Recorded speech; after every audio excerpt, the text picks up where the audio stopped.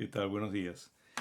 Mi nombre es Xavier Imas, yo estoy a cargo de los teóricos de la mañana y bueno, una pequeña introducción a la cátedra y a nuestras formas de trabajo, como para que más o menos puedan situarse en el abordaje de los textos y en los modos de trabajo. Les cuento, básicamente, somos tres quienes estamos encargados de los teóricos. Eh, en el teórico de la tarde está Liliana Farrugio y en el de la noche Cecilia Calloway. Es interesante porque los tres tenemos diferentes formaciones.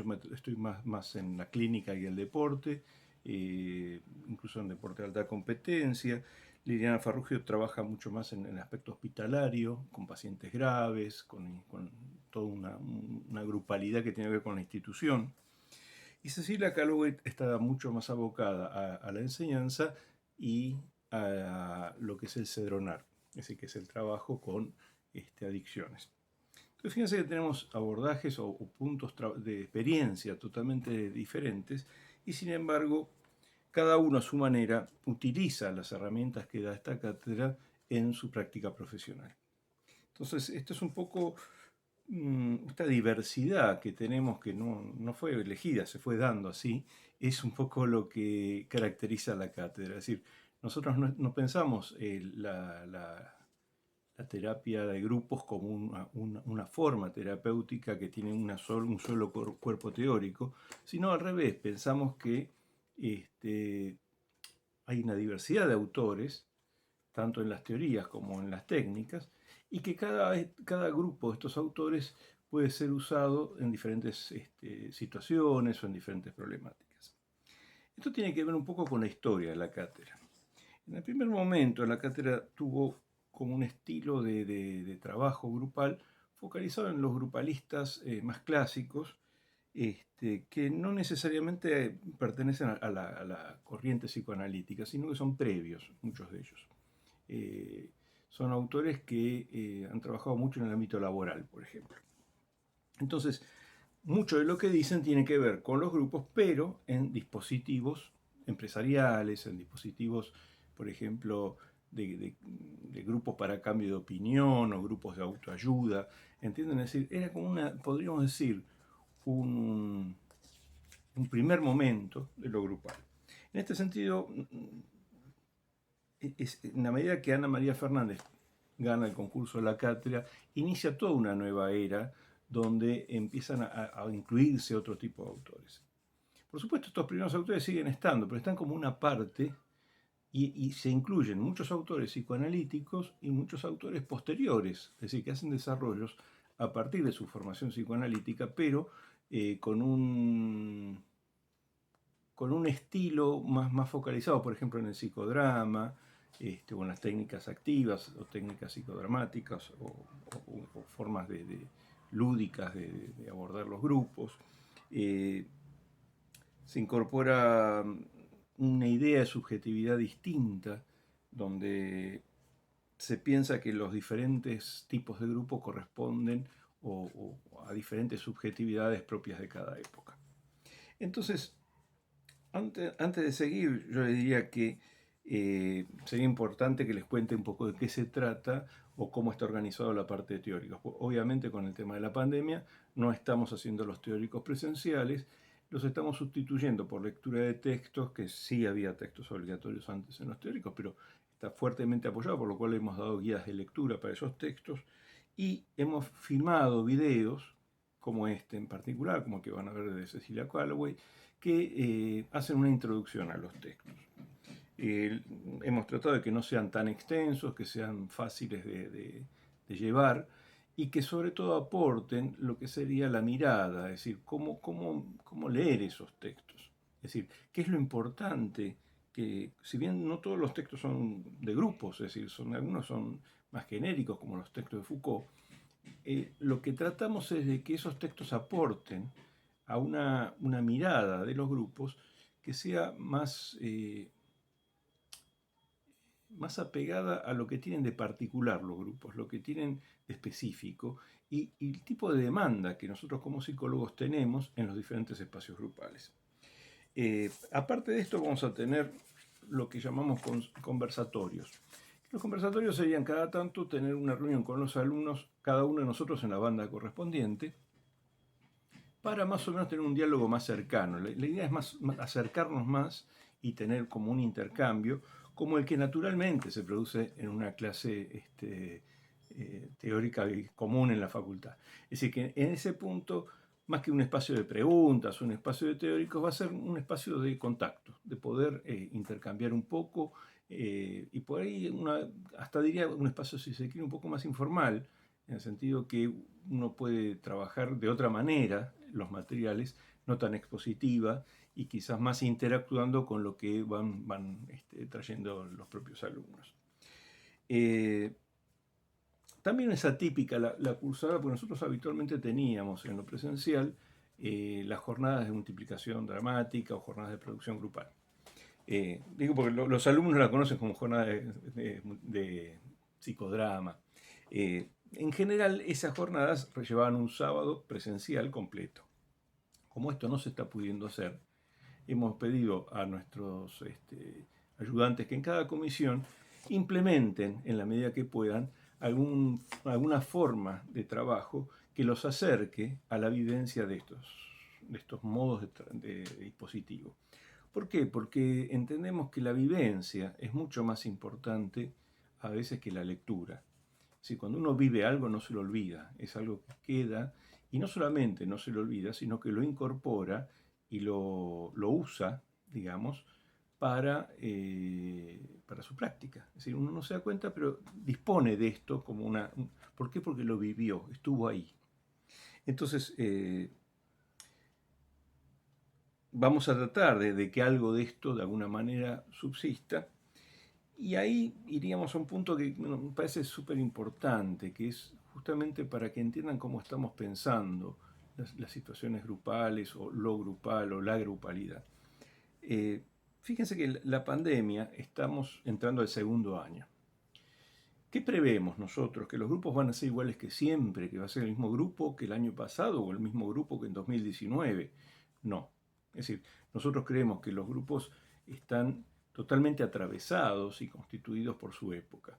Por lo tanto, es probable que estos grupos nos encontremos con mayor fatiga, mayor cansancio, mayor, digamos, malestar con las diversas restricciones que va teniendo toda esta situación y los dolores. Por ejemplo, la gente que ha perdido a alguien va a estar realmente afectado por esto, es decir, que no va a ser sencillo en ese punto.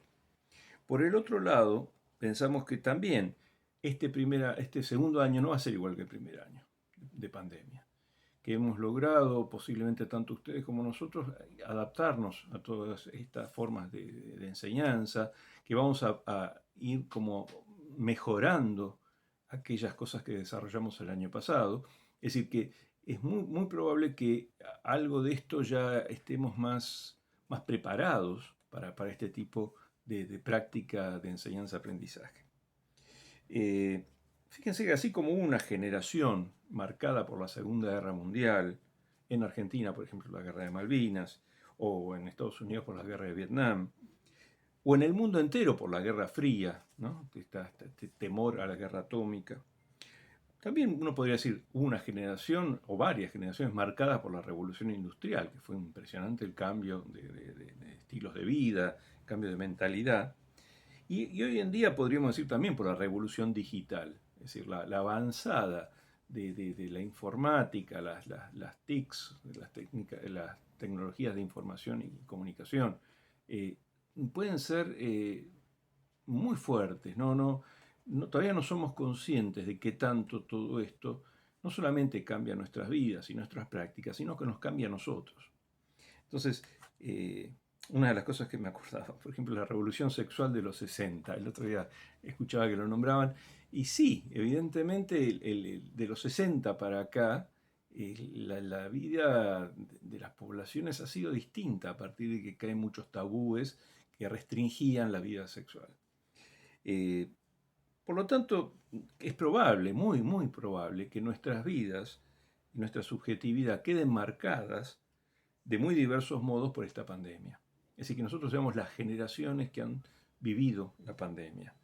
No solo en cuanto a lo traumático, la carga de dolor o de trastocamiento de nuestras vidas, sino porque probablemente a partir de acá se constituyan nuevas formas de vida y de pensamiento. Incluso nuevas formas de sentir, ¿no? Esta idea de qué es lo peligroso, qué es lo que deseo del otro, cómo me acerco al otro, quizás vaya, o cómo valoro el acercamiento del otro. Mucha gente ha empezado, por ejemplo, a valorar mucho más la cercanía con los otros. Es decir, que no, no sabemos todavía cómo, pero probablemente tanto nuestras subjetividades en nuestras vidas emocionales y laborales cambien, sino también en los grupos quizás tomen modalidades distintas.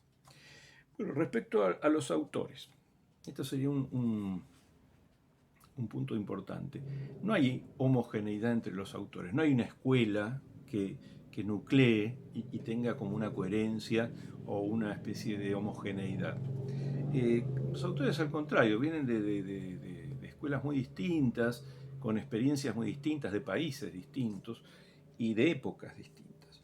Por lo tanto, aunque muchos tengan formación psicoanalítica, van a encontrar que el modo que tienen de mirar los grupos no es un psicoanálisis al modo clásico, como uno piensa la situación del terapeuta con el paciente, la asociación libre. No, ellos piensan, a partir de cierto andamiaje teórico, piensan qué tienen de particular los grupos, qué problemas presentan los grupos y qué potencialidades, qué posibilidades presentan los grupos. Muy interesante el trabajo de Bion, que trabaja en principio con personas que han sufrido neurosis de guerra. Es decir, es muy rico esos trabajos porque uno dice, ¿era un psicoanalista? Sí, totalmente, escuela inglesa clásica, total. Sin embargo, a la hora de pensar los grupos, se dedica a pensar qué hay de particular ahí. Es decir, que en este punto podríamos decir que si algo tienen en común los autores es que muchos piensan lo específico, es decir, lo propio del campo de lo grupal.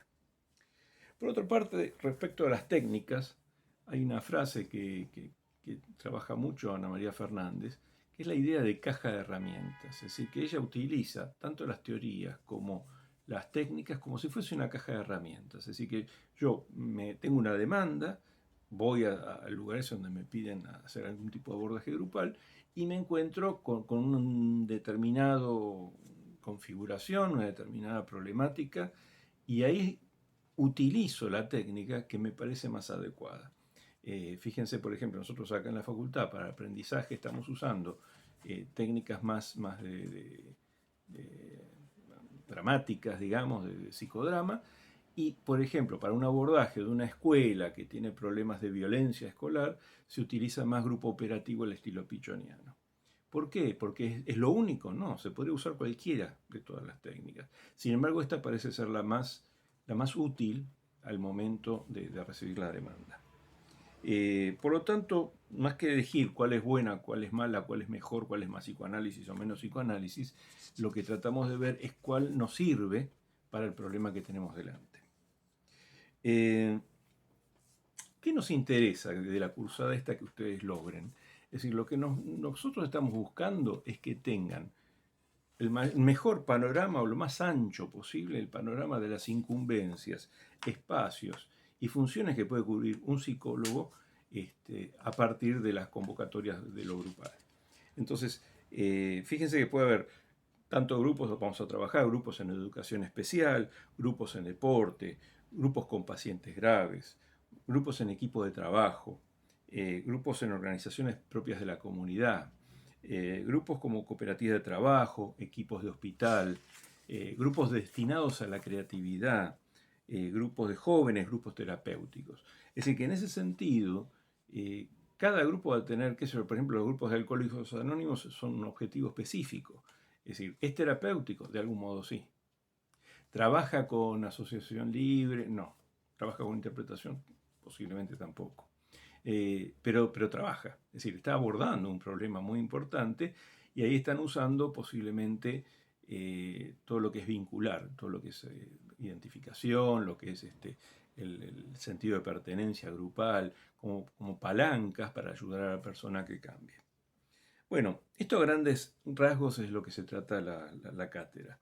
Les recomendamos muy fuertemente que vayan leyendo en la medida que avanza la materia. ¿Por qué? Porque somos fanáticos del deber, no. Porque eso les va a permitir participar. Esta materia se disfruta y se aprende mucho más si ustedes pueden participar. Así que la participación en prácticos, para eso hay foros, para eso van a hacerse Zoom. Es decir, la idea es que empiecen a entender y compartan con los compañeros lo que van entendiendo. Por lo tanto, la idea de hacer informes no es tanto el objeto de informe lo que nos interesa, sino el proceso grupal de creación del informe. Para lo cual sí les vamos a pedir que hagan el esfuerzo máximo en una época que es tremendamente difícil de trabajar grupalmente. Si quieren por WhatsApp, pero no importa, trabajar grupalmente es intercambiar, leer todos, ponerse de acuerdo, no sostener los desacuerdos y ponerlos en el trabajo también es una forma. Es decir, a veces unos pensamos esto, a veces otros pensamos otro, y eso constituye el modo que el grupo resuena con cierto material. Entonces, ir leyendo es fundamental para que la cursada sea más agradable por un lado y más participativa por el otro. Bueno, esperamos que la puedan disfrutar la cursada y que les resulte positivo, sobre todo para el ejercicio profesional el día de mañana.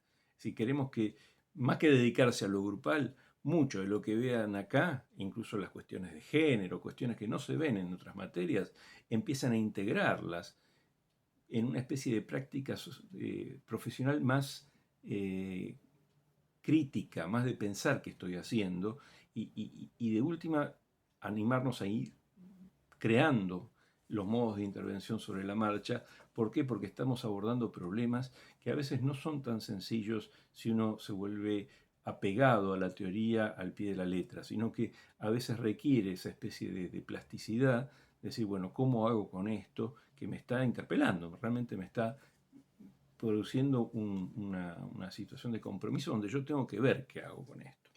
Entonces, fíjense, por ejemplo, esto que decía de género, si ustedes tienen una travesti que les hace una consulta, no pueden ser muy estrictos con la teoría, más vale tendrían que escuchar primero y en todo caso ver qué problema trae.